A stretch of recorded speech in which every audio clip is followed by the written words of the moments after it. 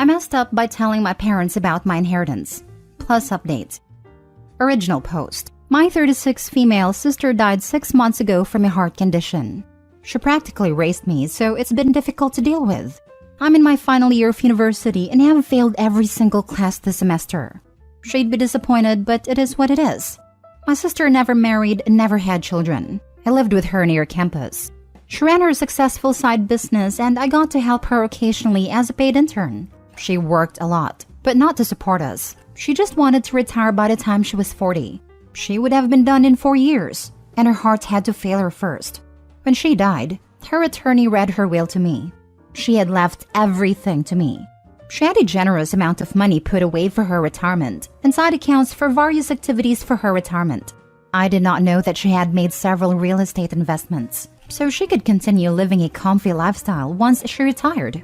She left her 2006 Subaru to me and willed our current house to me as well. She left nothing to my parents, but as they didn't know she had assets, they willingly paid for the funeral and any other associated costs. My sister was no contact with our parents, and I'm very low contact, and we are their only 2 children. At the funeral, my parents asked me how I was going to continue going to college without her money, as they thought she paid for them when I have student debt. I told them I'd continue to take out loans. They asked about my living arrangements and I shrugged. At the time, I didn't know all the details anyway. Well, 2 weeks ago, I found out my parents tried to sell my sister's house whilst I still lived there. They brought a realtor and toured our home and everything. It was all on the cameras set up in the home. When I called them and informed them I'd be calling the police, they explained the situation. I told them it's my home and it was willed to me. They couldn't sell it. They were very confused, so I told them to meet at my attorney's and set a time. Cue today, my attorney explained the will to my parents. My mother went white as a sheet, and my father was grumbling about suing me for his rightful money, plus the cost of the funeral. My mother began ugly sobbing, telling the attorney he was wrong. Her daughter would not leave the house to someone like me. The attorney cut the meeting short, and now we're preparing for the inevitable lawsuit coming my way. I just want to sleep and avoid all of this. Added to add, Mom is a stay-at-home mom, but the kind who spends her life at a country club, not the involved kind. Dad is a businessman and is typically on business trips for weeks at a time. They live, as they call it, lower upper class. Now for the top advice before reading the updates. Imagine losing your child and being mad about not getting money from it. Sounds like the type of parents to be left off the will to me. That and the fact that OP's sister raised her. OP, let them sue. They won't win. You now have the time and money to entertain them. They will just lose more money, and don't give them the money for the funeral until the lawsuit is over. You don't want them to think you feel guilty. When my mother-in-law died from cancer, her parents were mad that she left everything to her kids, and nothing to them. I don't have any children. My parents said just leave it to your sister. We don't need it. That's because your parents aren't monsters.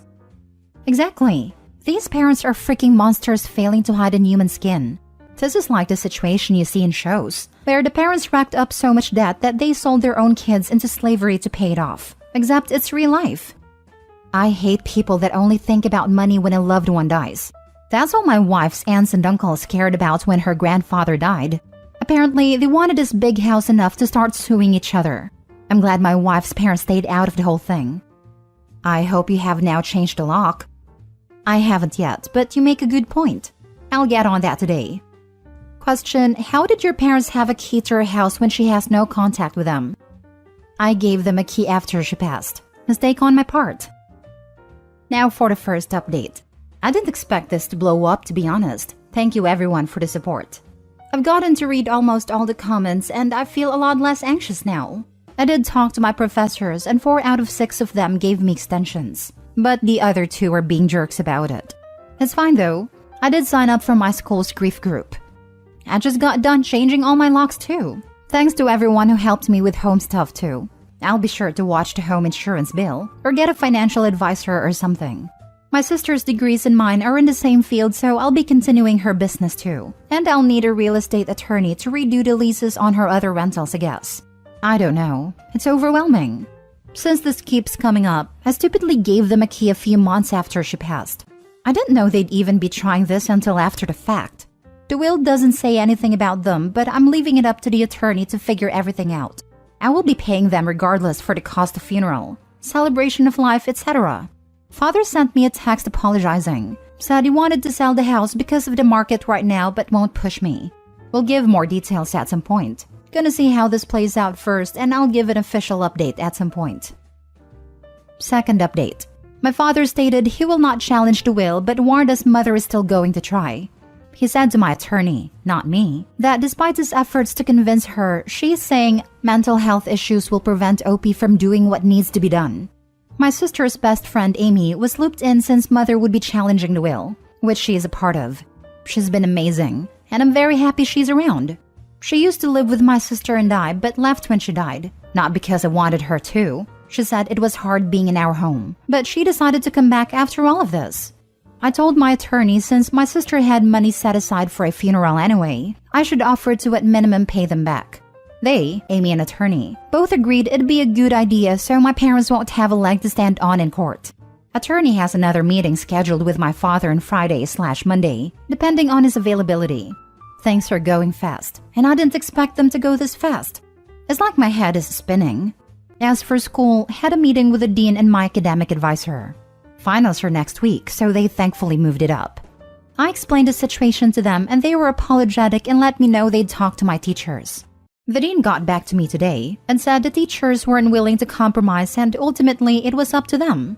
He suggested I get the withdrawal for the classes so I'll drop those classes. I'm taking a semester break too, as a lot of you suggested.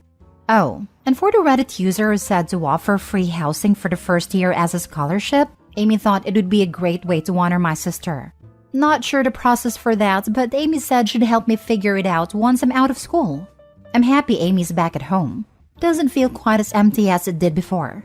I'll update again if there's any other developments. But for now, I'm gonna log out and let my attorney handle this. Thank you everyone for the advice. Grief screws with people, eh? Sounds like your dad has calmed down, but your mom has got her eyes on a payload. With time, hopefully it all settles without costly court drama. Good luck. Someone recommended reading stuff on r/justknowmother-in-law, and a lot of the stories have behavior that my mother exhibits, so it wouldn't shock me if she was one of those. I'm still being wary of Dad because he is a businessman and this could be another trick. But for now, it is what it is. He might have only gone along with it in the beginning to keep peace with your mom. Or he may be playing the good cop. It's odd that he still tried to convince her to sell the house because of the market. Why would that matter to him if he's not going after any of her money? The sister said she wanted the house to be used for student housing. Why would he advocate going against her wishes? Seems fishy to me. Might be a good idea to find a therapist/counselor to help you through all this. Dealing with the loss of a close family member is hard enough, but adding the stress of dealing with the extra legal drama isn't making it easier. Check with your lawyer. But if your mom tries to pull the mental health card to gain control, you'd potentially have them as a witness to counter your mom's mental health shenanigans. Good luck and I'm sorry for your loss. Now for the third and final update. I wanted to keep it mostly vague, but update you all. We settled prior to court for an undisclosed amount. She agreed to drop some things like slander, if I agreed to drop some things like emotional distress. Side note, those are just examples and most definitely not the things we discussed. We both came to the agreement that I could post whatever the heck I want. Dad pushed the whole freedom of speech stuff. I said I wouldn't let her take it on from me, but honestly, I was just too exhausted from it. I can't go into much detail, but I may make a new account and start posting all the crap my mother has put me through. Since everyone, meaning my parents, knows about this one now. Amy's still being an awesome mama bear, and I was looking into adult adoption or at minimum changing my last names to hers. I want no ties to my parents. Anyway, thanks for the support and love. And yes, my father has been refunded for anything funeral related. Death and money brings out the worst in people. Relatives lining up to get their hands on the assets of the deceased. I have seen this happen a number of times, and it is freaking depressing. To everyone out there, spend the money and get a good quality will written up by a lawyer who knows their stuff. Absolutely this. Husband's father died last year, and it has been an absolute nightmare to deal with his wife. She's kind of been a gold digger for years, and his death has not stopped her.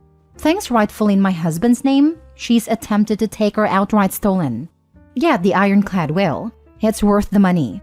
Also, go through your home about every 6 months to a year and document everything expensive you own. Update the list when you make big purchases. Someday it might really help out your children.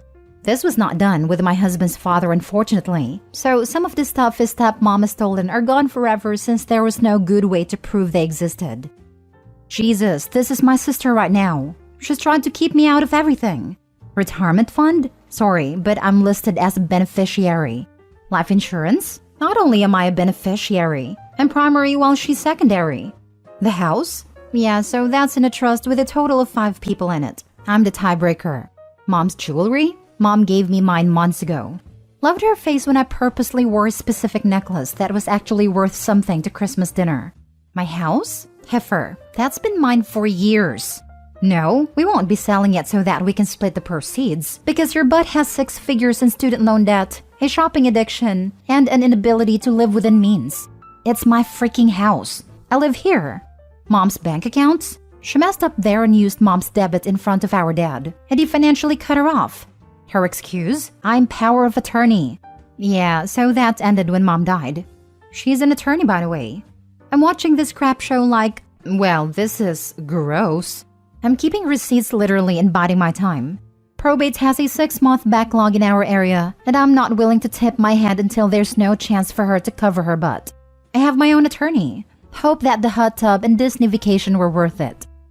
Now that she gave her loser mother some money, there's no way that mother would stop. She'll be a parasite looking for OP to torment and get money from still.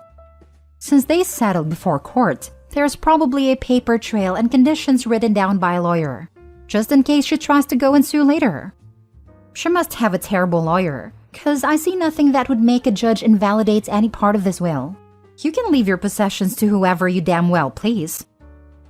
Last story. Update. Am I the a-hole for telling my brother why I don't talk with our father? Original post. I, 32 male, have not a good relationship with my dad. The reason being the pressure he put me on. If I had anything less than a 90 over 100, he would be disappointed with me and tell me I was a failure and I would never be anyone in life. I still remember he and my mom, 59 female, fighting. She always defended me saying I was doing my best, but he would always scream that my best wasn't enough. When I was 12, I got 83 out of 100 in a math test and I freaked out. I remember coming home crying.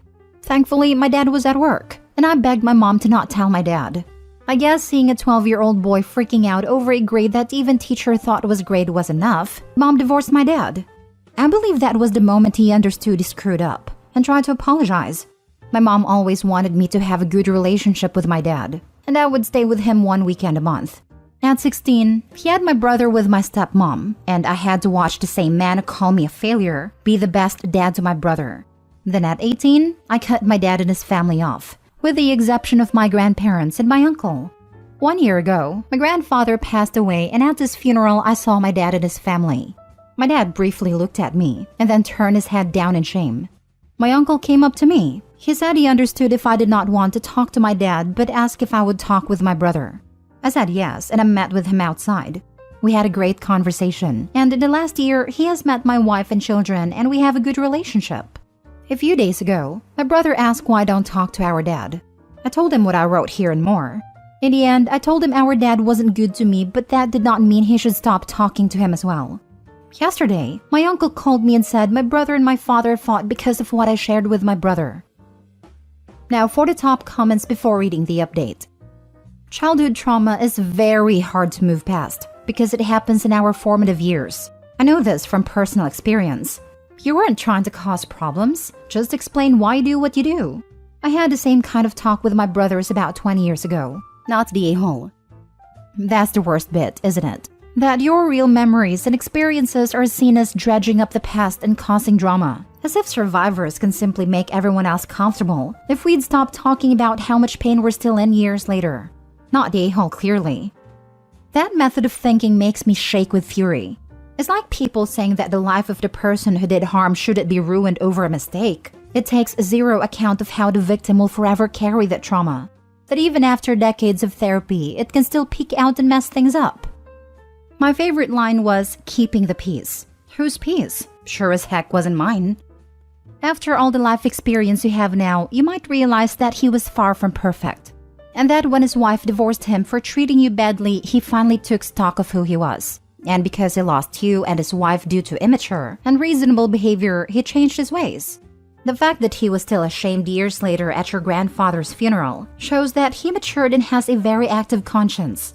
What do you want from him? Do you think that your intransigence is similar to his when he was hard on you? Because of you, he became a good father to his other son. You might think about forgiveness and forging a relationship with him. I just can't. I was in therapy for 10 years, and every time I was with him, I was nervous he would scream at me. I am way better now mentally now that I've cut him off. I am happy he was able to be a good dad to my brother. I just can't be with him. Now for the update. So a few people have advised me to talk with my father and reconnect with him. I won't do that. It's hard to explain. Although I don't hate him, the trauma is too much for me to handle. I talked with my brother. He told me he fought with our dad because he believed what our father did to me was unforgivable, and he now blames our father for never having a brother. I told him that I will always going to be his brother no matter what, and that our father has learned from his mistakes. My brother asked then why I didn't forgive him, and I told him what I wrote here. They are talking again, so overall this went better than what I expected. Thank you for the update. Generous of you to acknowledge your father has learned. I can only imagine how bad a trauma must still be. Yes, great update. I get not wanting to reconnect with your father and support your decision to separate yourself. You are being very generous by encouraging your brother to maintain and enjoy his relationship with dad. I can't imagine how hard it must be for you to sit on the sidelines and watch him be the father he should have been to you.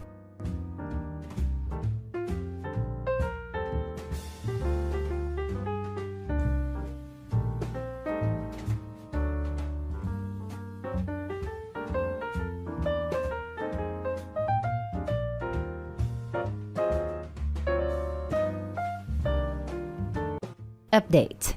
Am I the a-hole for not helping my ex after he left our business?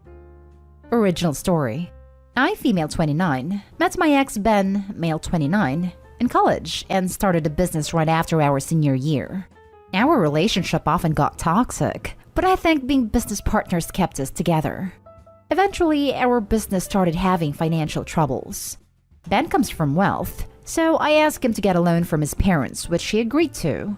2 months later, Ben suddenly asked for all the money back. We were always planning to pay it, but we had mutually decided on manageable installments, and I was not in a position to return all of it at the same time. Ben said his father was very sick, and since he was in retirement, his health insurance situation was tricky. This seemed particularly odd to me because 1, Ben did not give me any details on the sickness. 2, he didn't let me call his mother because she was grieving and couldn't talk about finances. 3, Mom had more than enough money to pay for his treatment. Every time I tried to investigate, he asked me to trust him, and that's what I did. Getting the money back was an ordeal. We had already invested all of it in the business, and I had to take some out and even give away all of my personal savings. About 3 weeks after this, Ben called me to tell me that we are done. He also wanted out from the business. And the only other time I saw him was with lawyers when we were dividing our business assets and he was withdrawing his name from all of the official documents. I was devastated. In addition to all the emotional trauma, I had virtually no finances to fall back on and moved back in with my mother for a bit. I never heard from Ben, and after talking to some of our mutual friends who were on my side, I found out that Ben's father was not actually sick. I wasn't surprised. 5 years later, I never gave up on my business, and slowly it grew and helped me pay all of my debts and live a comfortable life. I heard from some friends that both of Ben's parents passed away, but I didn't pay it much heed. In the midst of lockdown, I got an email from Ben. I knew this was not going to be good, but I responded, guided by my curiosity to know what he did with all that money. His parents had cut him out of their will, and he had a child with a woman who abandoned them. He also got laid off because of COVID, and he told me he was struggling to feed his son. Told me that since he was instrumental to the business foundation, he deserved a cut from it now that it was successful. When I asked him about the money, he said his parents were pressuring him, which I did not believe. They were always on board with his frivolous purchases and knew me well enough to tell me if they wanted it back. I consulted my lawyer, who said Ben had no legal claims to the business. But when I told my best friend about it, she said that she was appalled by the fact that I didn't give it a second thought. especially because he was responsible for the business idea, and his initial investment was twice as much as mine. She thinks I'm an a-hole, so I'm here to find out. Now for the top comments before reading the update. That's a clear not an a-hole. Congratulations to you for persevering with the idea long enough to make it a success. Exactly. Very clear not an a-hole. No idea why any friend would suggest otherwise, actually. I met her through him. She says she has always liked me more and hasn't spoken to him since the debacle, but I don't know how true that is anymore. I mainly consulted her because she knew the entire story thoroughly, but now it seems like she has a massive conflict of interest. He lied about his father being sick. He is probably lying about the child. Do not let your friend guilt trip you. The guilt trip is spot on. My friend told me that since I struggled financially at some point, I should have empathy because he is in the same situation now. He hasn't changed, or he would have reached out to you to apologize at some point over the years. He's only reaching out because he wants money now. It's highly doubtful his parents didn't leave him money. He is a liar. If his son is hungry, there are tons of free programs for food during the pandemic. I get emails weekly from my kid's school about resources to free meals. Your best friend sucks. You are not the a-hole. You don't owe your ex at all. You did the work, so you get to reap the rewards. She usually tries to play the devil's advocate, but I think this time she took it too far. And now for the update. It's been some time since I posted this, but I wanted to thank all of you for steering me in a clear direction. The volume of responses was overwhelming, and I'm sorry for not getting back to all of you. Now for the update. My ex does really have the son, and I was able to verify this. I also found out that he wasn't cut out of his parents' will. The money simply just wasn't as much as he was expecting. Even though he did lose his job, he had a lot of fallback money. I also forgot an important detail in my first post. I recently did an interview in a local newspaper about my business, and my ex may have read that and found out that my business was doing well. Since I didn't need that money, my only explanation for why he reached out to me is that he felt entitled to my success and the money I made. Now about my friend. She admitted that he reached out to her before he emailed me, but later after some coaxing, she told me that they had been speaking casually for some years. I'm not the most confrontational person, so I cut her out of my life. And yesterday, I found out through Facebook that they're engaged. Well, one last thank you. I am admittedly a gullible person, and you all helped me not get played. Yesterday, I found out through Facebook that they're engaged. Oh, this actually made me chuckle. Sounds like they deserve each other. Choo-choo. Train wreck coming down the track. Congrats on the business success and in not getting sucked into their scam. Sounds like you've learned some valuable lessons, without too much long-term damage. What a crappy friend. She wanted to coax Opie to give her future fiancé money. Yeah, a couple of con artists, those two. I really hope things go better for you, Opie. I'm glad you got that toxicity out of your life. Stay safe, Opie. Your ex and your ex-friend deserve each other. Congrats. I know, right? Opie, you deserve a partner who will cherish and love you forever. I really hope you find that, be it a romantic or platonic partner. Really sucks that your friend wasn't on him trying to scam you. Stick to your guns and protect yourself and your business, cause no way is a part of it. Hope you stay safe and can stay afloat. Well, more than anything, it has been a learning experience. Thank you for your wishes. Next story is titled, Am I the a-hole for rejecting conditional help? My boyfriend, 26 male, and I, 26 female, have been together for about 3 years now. We spent the past year living together and watched his mom die of cancer. It was brutal, but I was always with him. We just got our own place. Boyfriend has an office job while my work is in flux. Moving without a secure job made me nervous, so boyfriend offered to pay more than half our rent. I didn't accept, so I didn't discuss it further. I lost more income this month, so very nervously, I began to ask boyfriend if he was able to cover about $150 more for 1 to 2 months, less than he offered. I asked generally. He was tepid, but he said sure, he could help. The next morning, we fought, and related to finances. I was upset and took an hour walk. Long story, but boyfriend said that by being gone longer than 20 minutes, I wasn't respecting him. He said that now he thinks about it, he isn't comfortable helping me with rent. He brought it up again until I addressed the comment specifically. I told boyfriend that I thought this was an appropriate way and time in which to bring up sensitive logistics, and it felt manipulative. He told me his help is conditional, especially the money. He will not help me if I don't treat him well. The fact he offered to help me with rent in the past doesn't matter. He said he has money to spare, but the fact that I just assumed he had a comfortable income, or that he would help because he offered to help before, is disrespectful. He wanted me to know that his withdrawing of support is repercussion of my behavior, / the argument. I told him I understood his discomfort and I'm sorry, but I won't rely on you for financial support if it's conditional. I can't rely on you if it means I walk in eggshells, anxious about fighting with you or upsetting you in case you withdraw help anytime we argue. I will pay my own way and figure it out. Your money is yours and I won't count on it. Hey, his money is his money.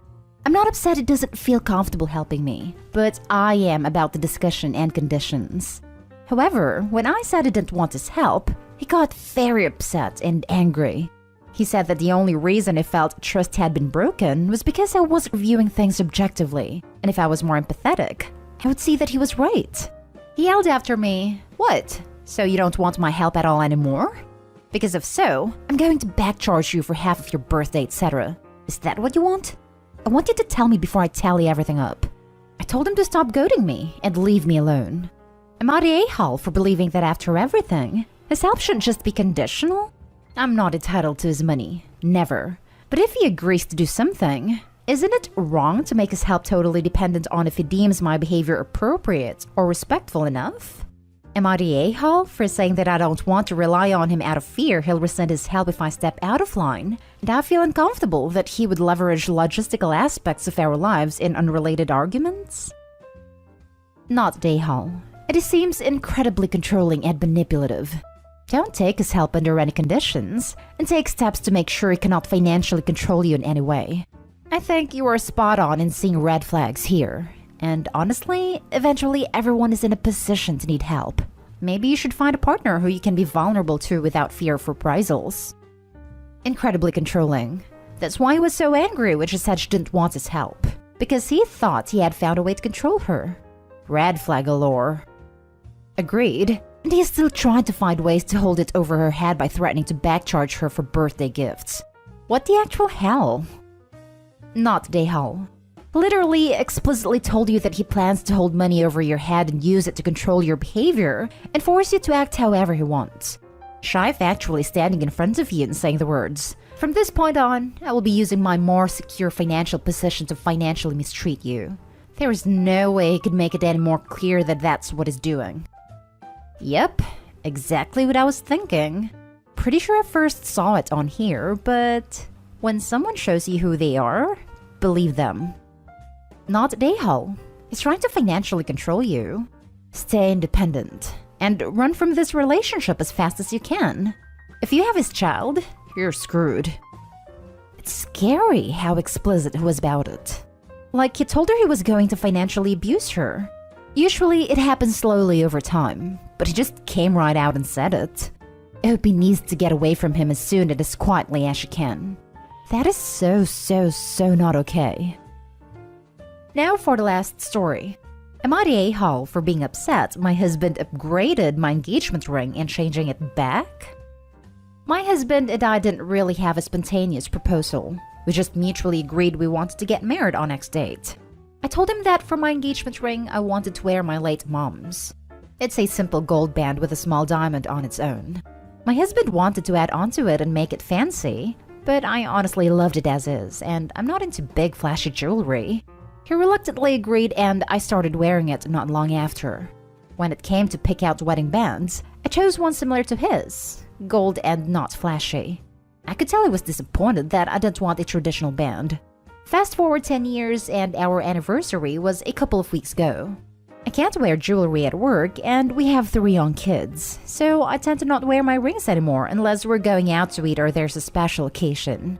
I keep both in my jewelry box. Every year for our anniversary, birthdays, and Christmas too, we just flat out tell the other what we want so there's no confusion.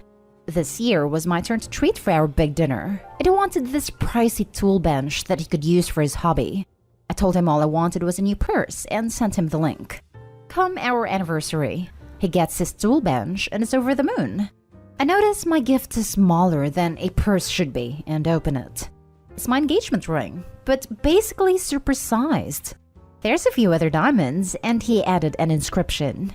The cost of all of this was way more than the $40 purse I wanted.